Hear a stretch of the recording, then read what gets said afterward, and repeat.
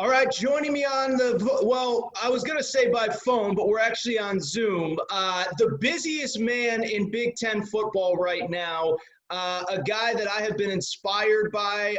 We talked a few days ago, but he is the gentleman who is leading these Big Ten parent protests. Incredible resolve, incredible will. Randy Wade, the father of Ohio State defensive back Shaun Wade, is joining me. Randy, my man, what is going on? Hey, thanks, Aaron, man. Thanks for having me on, man. Just glad to talk with you.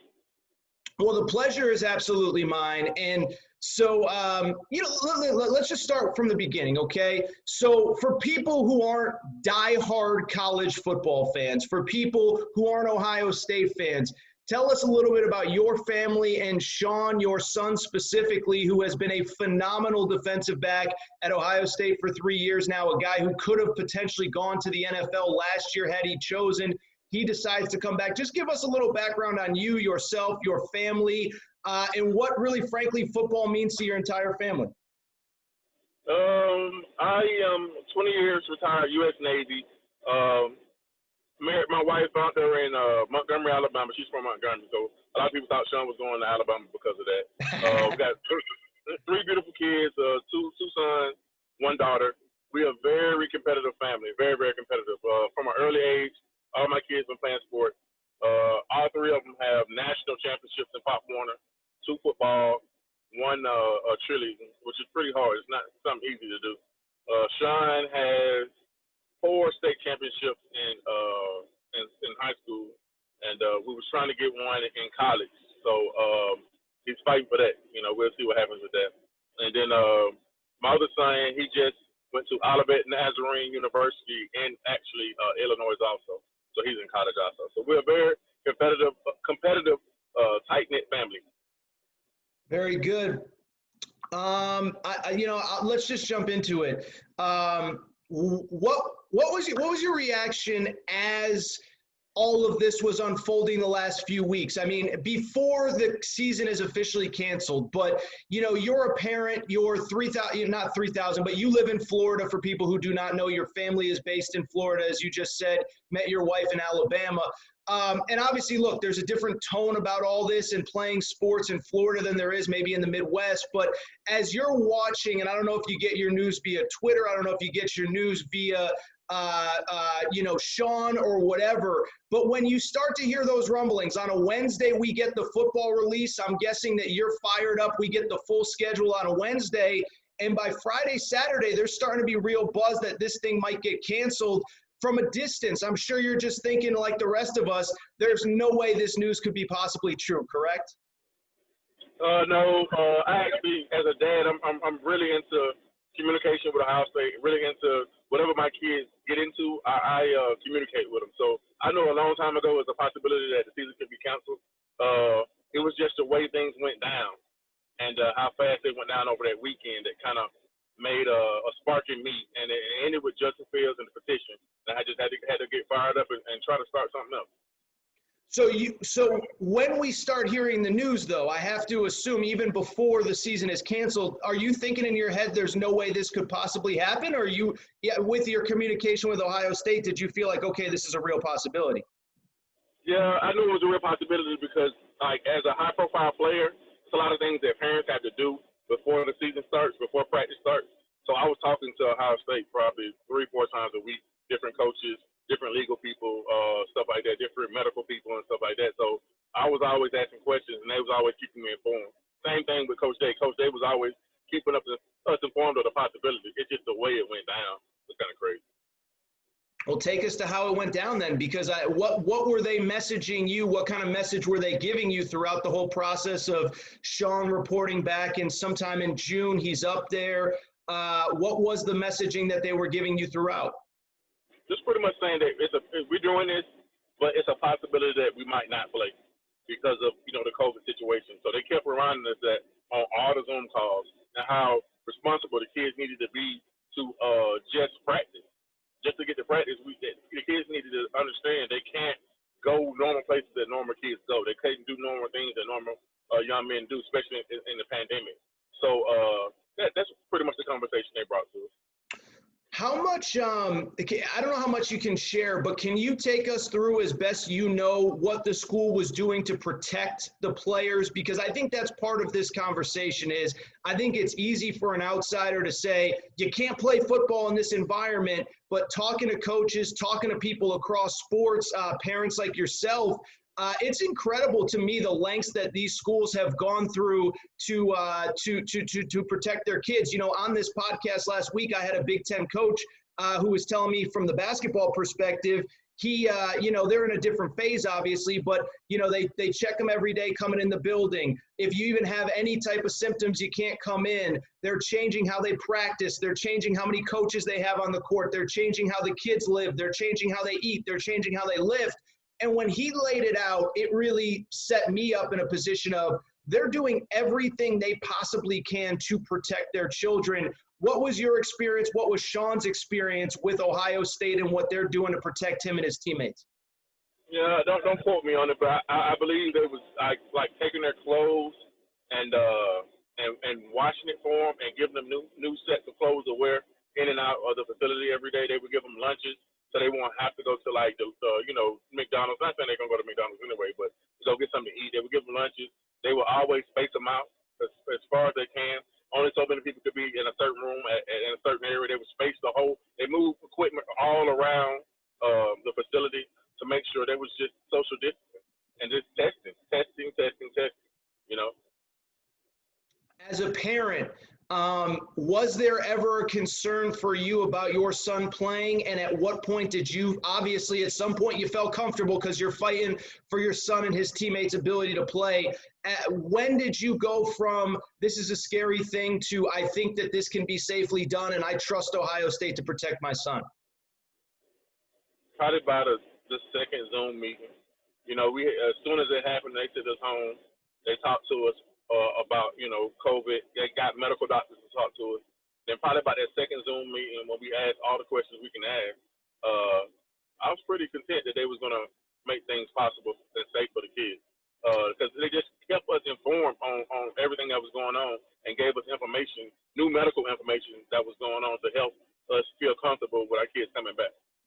Do you think, so something that I've shared, Randy, is, and again, Randy Wade, this is for people who are, people are going to download this and know, but you are the father of Shaun Wade, future first-round NFL draft pick. By the way, I should mention you have your own podcast, Daddy's Ball, which you talk to parents in the college professional scene about, being a parent. A lot of these same topics. I encourage people to check it out. You also have a YouTube show called the 10-4 Show on YouTube, in which you discuss a lot of these topics. So this is not, what I want to make clear is, these are conversations you've been having with parents all along. And, do you think, let me ask you, so I talked to a lot of parents over the course of the summer, and I think really about early to mid-July, they started telling me, you know what, I trust these schools. My kids are going to be safe. I was hesitant at first. I think the media narrative was a little bit unfair that it wasn't safe. Did you follow the media conversation at all? Because I felt like I was one of the only people from the beginning that was saying these schools are keeping these kids safe. They're doing what they can. You can't prevent this 100%, but they're doing whatever they can. Did you follow the media narrative, and did you feel like it was fair to these schools? Because I'm part of the media, but it felt like to me, the media was only presenting one side of the story. I feel like the media was truthful in a lot of circumstances. It's a lot of schools that can't afford to do what Ohio State doing. Of course. It's only a certain amount. So when you really want to think about the spectrum of schools, the reason why a lot of these conferences cancel is because a lot of people cannot afford to do what Ohio State, Alabama, Clemson is doing. So for the media to say that, I do agree with that in certain circumstances. I do. Makes sense, and my alma mater is UConn. That was actually the first school at FBS level to cancel, and it's for that exact reason. I still know people there. It's like they just can't afford to test the way that an Ohio State or Michigan does. All right, so let's get into some of the protest stuff. You mentioned it off the top. You saw Justin Fields' petition. First of all, what was your immediate reaction when the season was canceled, when that news comes down? I imagine, like so many people, gut punch to the stomach. You know how hard your son and, frankly, his teammates have been working. What was that reaction? I was calm because at the end of the day, I felt that Ohio State was still working to have a season. And I just wanted to be patient and wait. So I was just calm. I mean, to get emotional, for me, it's not good because I can't formulate a plan. You know, I had to formulate a plan for Shaun. If they don't have a season, I had to formulate a plan for Shaun. If you need to wait for them to have a season, either or. So I had to think about that. You handled it better than I did because I was emotional, yelling and screaming. So I give you credit, my man. So what led to the protests that you have started? And for people who obviously saw last Friday, you were in Chicago outside the Big Ten offices. I don't know exactly how many parents, maybe 30, 35, whatever, joined you from various schools.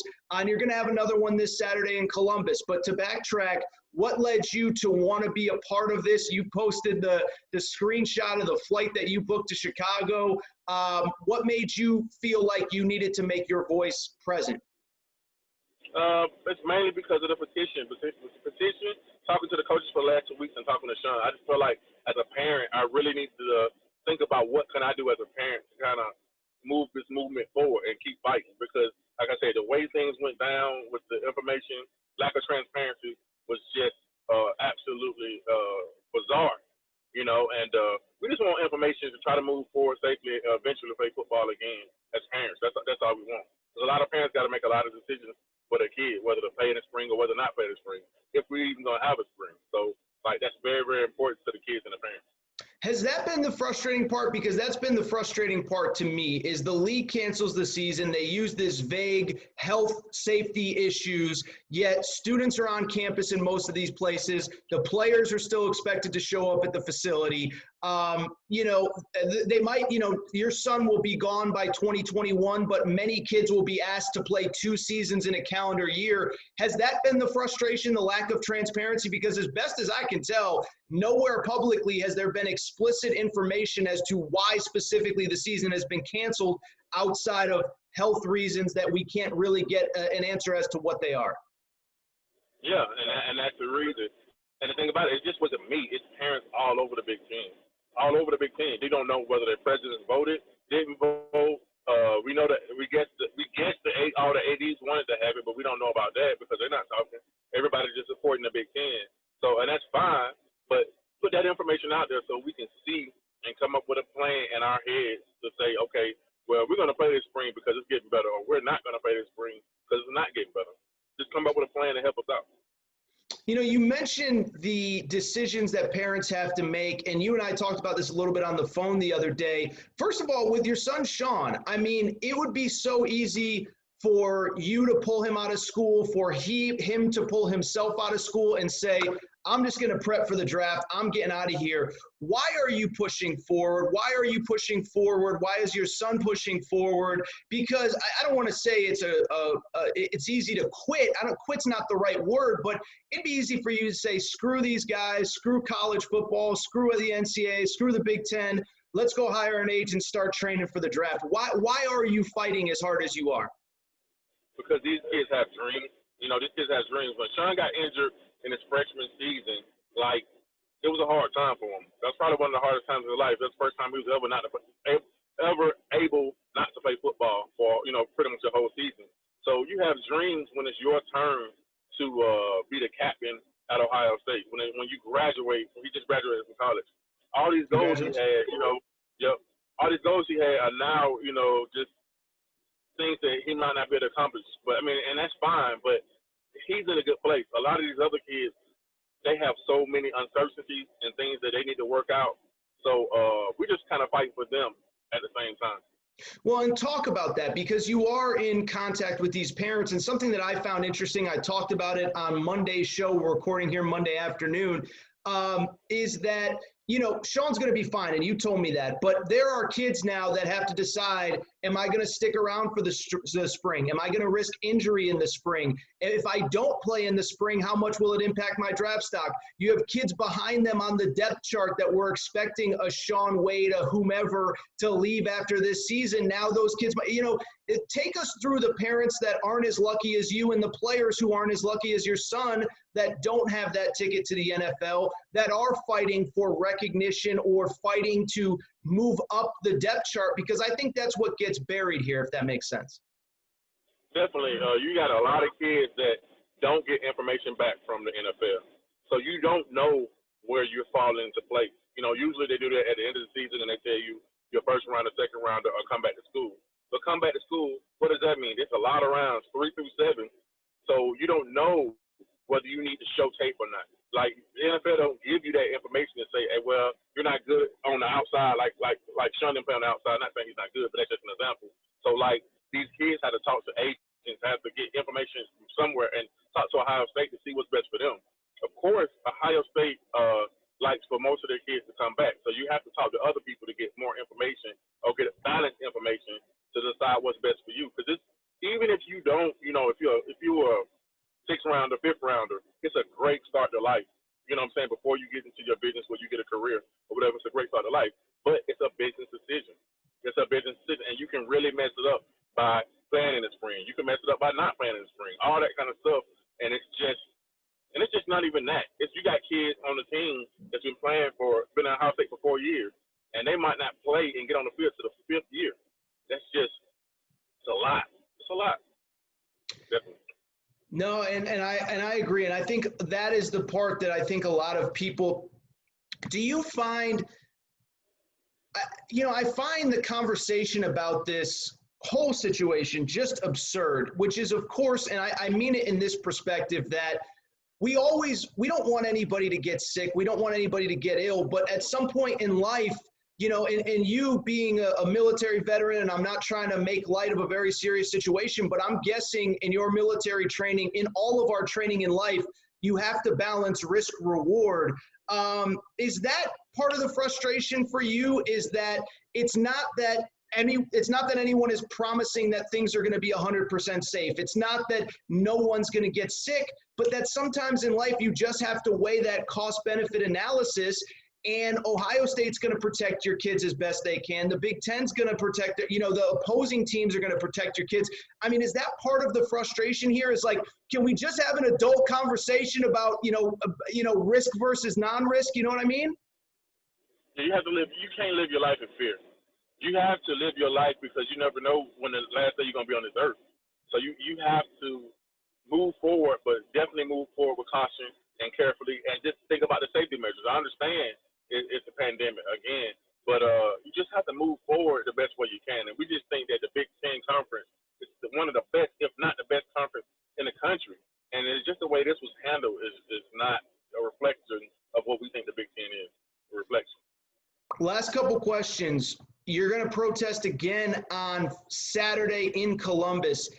What is your end game? What do you hope to get from the Big Ten?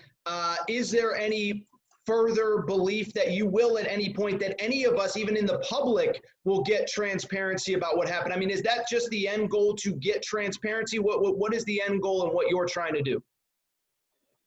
I'm moving everything underneath our Parents Association. So they have a letter coming out either today or tomorrow. And it includes that Zoom call that I was talking about in Chicago. Wow.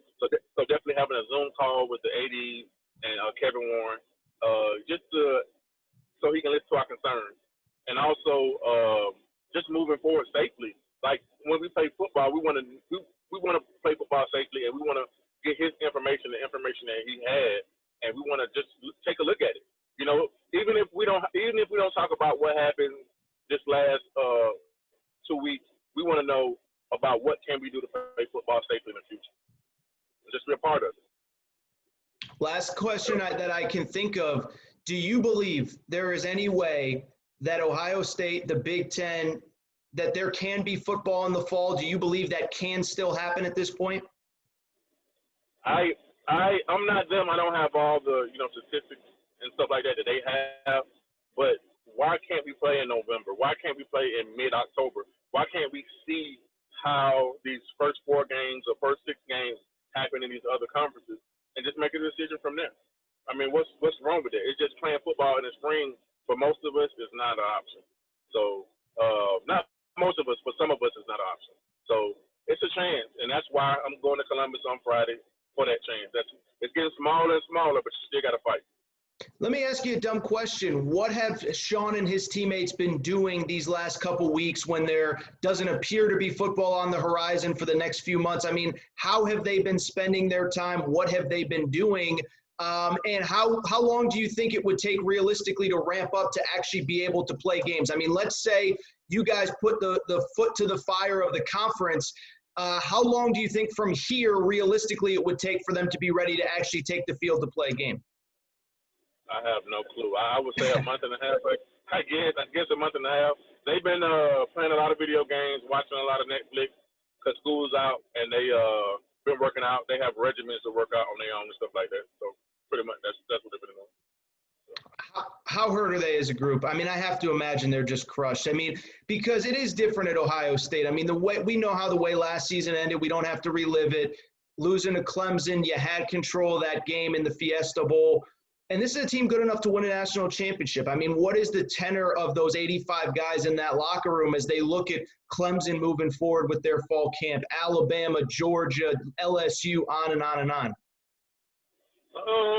I think they're down. I think they're definitely going to be down if the other leagues end up playing and having a full season. That's where we definitely got to watch out for their mental health and stuff like that. But those coaches, they got them. Those coaches got them. You know, those coaches love those kids, those young men, and they don't make sure that we make it through it together, you know, and make it through. You just hit on something really important. This will be kind of the last question, but the mental health aspect of it, because I played sports growing up, never at the level that your son did. But I know how important that regimen is and how when you don't have that structure, that discipline. I mean, I remember I have a good friend my senior year in high school. He didn't really like school. He wasn't really about the books, but football kept him focused. And I remember saying he got hurt, unfortunately, during my senior year. And I knew he would struggle to focus in school without the carrot of football kind of in front of him to keep him focused on school. And I believe he graduated high school by the skin of his teeth. I don't believe he's had a very successful adult life. I'm in my mid-30s right now. I don't want to be overly dramatic about it, but this is the structure that these kids have had in some cases since they're 7, 8 years old, all fall long. It keeps them in line in school. It keeps them in line outside of school in terms of drinking, partying, chasing girls, all that stuff. Talk about the mental health, because I do think in some cases that's been something that's been kind of under-discussed in this conversation. It's definitely something you got to watch, depression, all that stuff is real. If I could talk to all the kids, I would say this is time right now to work on those years after football. Because football is only so long I don't care if the superstar on the team, if you're a superstar in the NFL, football is only so long. So while you have this time, let's work on those connections that in those career fields that you're trying to get in. And let's work on yourself, because you got a whole life to live after football. So let's work on that. So that's what I would talk to them about, kind of keep them busy.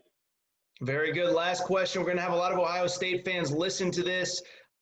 If they want to help, if they want to be part of this movement, if they want to do something to help you, what do you believe that they can do to help you? Two things.